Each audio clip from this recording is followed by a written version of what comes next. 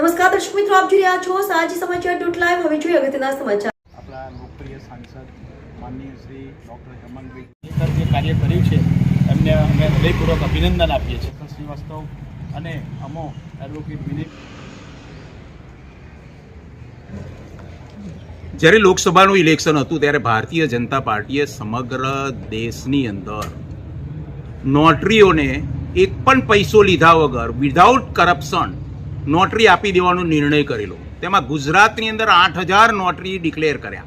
એ declare કર્યા બાદ ઘણા લાંબો સમય પૂર્ણ થઈ જવા છતાં પણ પ્રેક્ટિસ સર્ટિફિકેટ ઓફ નોટરી મળતું ન હતું। ત્યારે વડોદરા વકીલ મંડળના એક માજી કારોબારી સભ્ય એક્ટિવ થઈને સંસદશ્રીનો સહકાર લઈ અને કેન્દ્ર સરકારની અંદર રજૂઆત કરી અને લો મિનિસ્ટરને મળી અને વડોદરાની અંદર મારું તો છાતી ઠોકીને કહેવું છે કે આખા ગુજરાતમાં સૌથી વધારે COPના જો સર્ટિફિકેટ આવ્યા હોય તો એ વડોદરામાં આવ્યા છે। અને વડોદરામાં આવવાનું મુખ્ય કારણ એ છે કે બરોડા બાર એસોસિએશનના માજી કારોબારી સભ્ય વિરાટ ઠક્કર અને ધવલ પટેલ દ્વારા સંસદશ્રીની રજૂઆતને સંસદશ્રીની લો મિનિસ્ટરને રજૂઆતના કારણે વડોદરાના મોટા ભાગના નોટરીઓને COPના સર્ટિફિકેટો આવી ગયેલા છે। ઓકે, એટલે સંસદશ્રીને સરકારે વિધાઉટ એની મની નોટરી આપી દીધા એ ઇતિહાસ છે। એટલે અને આ COP મળવાના કારણે એમનો અભિનંદન પાઠવું છું। ઓકે, વર્ષ 2024ના માર્ચ મહિનામાં નોટરીના લાયસન્સ માટેની જે પ્રક્રિયા હતી એ કેન્દ્ર સરકાર દ્વારા હાથ ધરવામાં આવેલી હતી અને એના અનુસંધાને માર્ચ 2024ની અંદર બધાને અપોઇન્ટમેન્ટ આપી દેવામાં આવેલી હતી। પરંતુ ઘણા લાંબા સમયથી 6 મહિના ઉપરાંતથી એના જે COP આવવાના હતા એ આવતા ન હતા, કારણ કે આખા ભારત દેશમાંની પ્રક્રિયા ચાલુ હતી।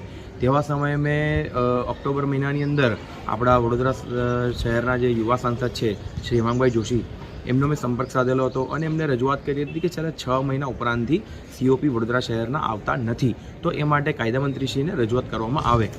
એને અનુસંધાને કાયદામંત્રીશ્રીની તાત્કાલિક રૂબરૂ મુલાકાત કરવા માટે ડૉક્ટર હેમાંગ જોશીએ જે પ્રયત્ન કર્યા અને એના અનુસંધાને જે સાંસદ આપણી ચાલુ હતી એ દરમિયાન લોકસભાની અંદર હું તથા મારી સાથેના જે ધવલભાઈ પટેલ છે, મારા સાથી મિત્ર કારોબારી સભ્ય હતા એ, અને આપણા યુવા સાંસદ હેમાંગભાઈ જોશીએ કાયદામંત્રી શ્રી મેઘવાલ સાહેબને રજૂઆત કરેલી હતી અને ત્યાર પછી અત્યાર સુધીમાં 90% જે COP છે વડોદરા શહેરના, વડોદરા જિલ્લાના વકીલોના નોટરી માટેના તમામ આવી ગયા છે અને માત્ર 10% જે ટેકનિકલ એરરના કારણે છે એ પેન્ડિંગ રહેલા છે।